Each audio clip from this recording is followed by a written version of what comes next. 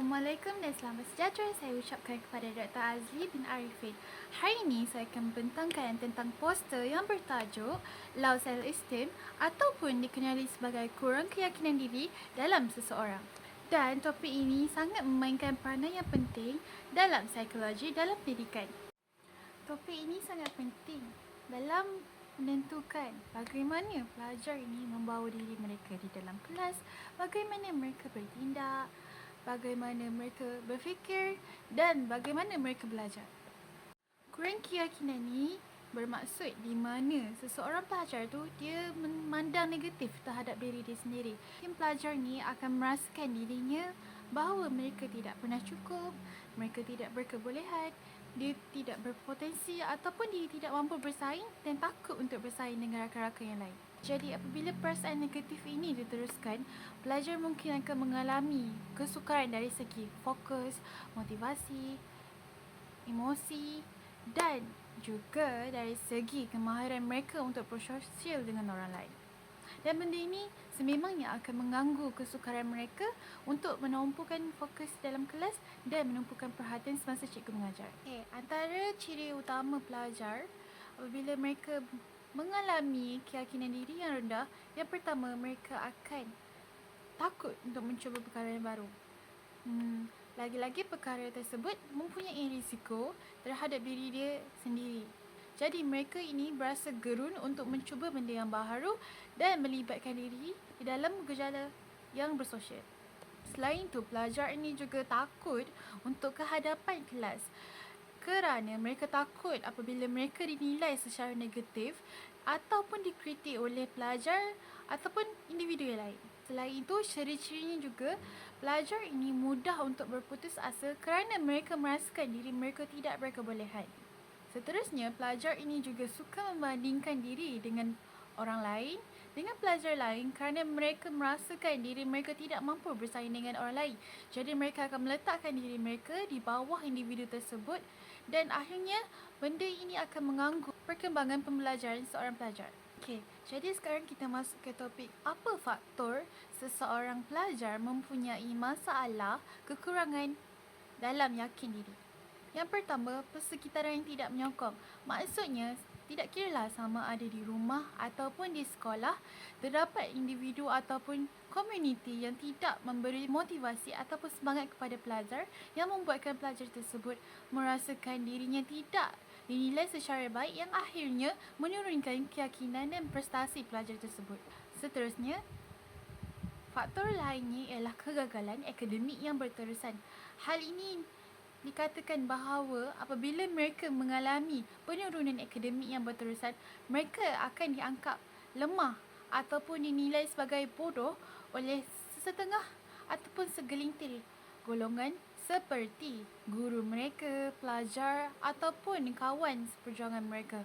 Hal ini menyebabkan mereka menungkarkan perspektif tentang diri sendiri yang menganggap bahawa mereka tidak mampu untuk bersaing dengan kawan yang lain. Akhirnya mereka kehilangan motivasi untuk memperbaiki diri dan meningkatkan diri, tak kiralah sama ada dari segi keyakinan diri ataupun dari segi pembelajaran.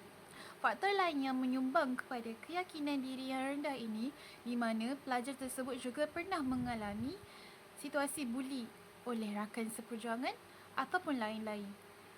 Sama ada buli secara fizikal, mental ataupun buli di sosial media menyebabkan seorang pelajar itu gagal dalam menaikkan keyakinan diri sebagai seorang pelajar. Akhirnya, pelajar tersebut sering membandingkan diri mereka dengan pelajar yang lain yang mampu berjaya sedangkan mereka kekal dalam kepompong yang sama. Jadi, apa kesan sekiranya pelajar ini tidak ada ataupun kurang keyakinan diri? Yang pertama, mereka akan tidak bermotivasi dalam pembelajaran.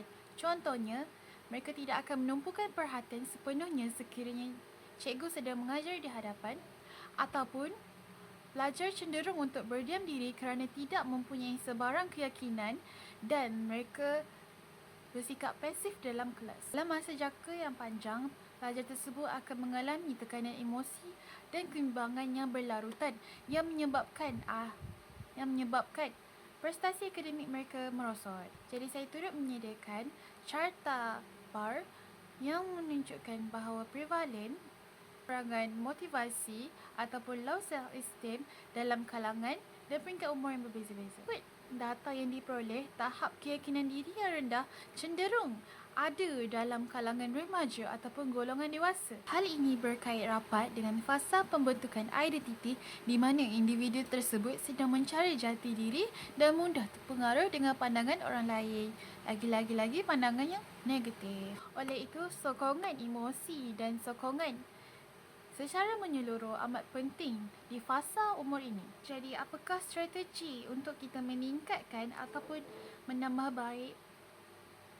baik keyakinan diri yang lemah dalam seseorang murid? Yang pertama, guru boleh memberikan motivasi yang berbentuk pujian yang baik. Pujian tersebut hendaklah berdasarkan pujian yang realistik, tidak menumpukan kepada hasil sahaja tetapi juga menumpukan kepada sebanyak mana mereka mengusahakan dan akhirnya pelajar ini cenderung untuk meningkatkan keyakinan diri dan akhirnya mampu mendorong pembelajaran dan pendidikan mereka ke arah yang lebih baik kerana mereka mempunyai keyakinan diri yang baik. Selain itu, guru juga boleh menetapkan matlamat yang kecil kepada pelajar di dalam kelasnya agar mereka merasakan pencapaian walaupun pencapaian itu kecil tapi mereka berjaya untuk mencapai kejayaan tersebut. Sebagai contoh, pada hari ini mereka berdiam diri dalam kelas, mereka tidak nakal, mereka tidak berlari dalam kelas dan sebagainya. Hal ini mampu mendorong pelajar tersebut untuk terus bersemangat dan berkelakuan yang baik di dalam. Akhir sekali, strategi untuk meningkatkan keyakinan diri dalam kalangan pelajar ialah guru boleh membuat aktiviti koperasi di dalam kelas.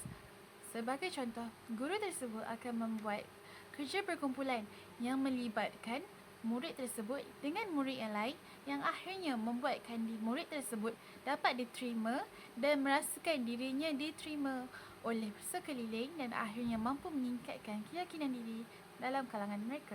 Sebagai kesimpulan, keyakinan diri dalam kalangan pelajar merupakan asas pembentukan yang sangat penting dalam mempengaruhi pendidikan dan pembelajaran mereka di sekolah. Oleh itu, sokongan guru, rakan, persekitaran dan lain-lain memainkan peranan yang penting dalam mendorong dan membina keyakinan diri dalam kalangan pelajar. Sekian itu sahaja daripada saya. Assalamualaikum warahmatullahi wabarakatuh dan terima kasih.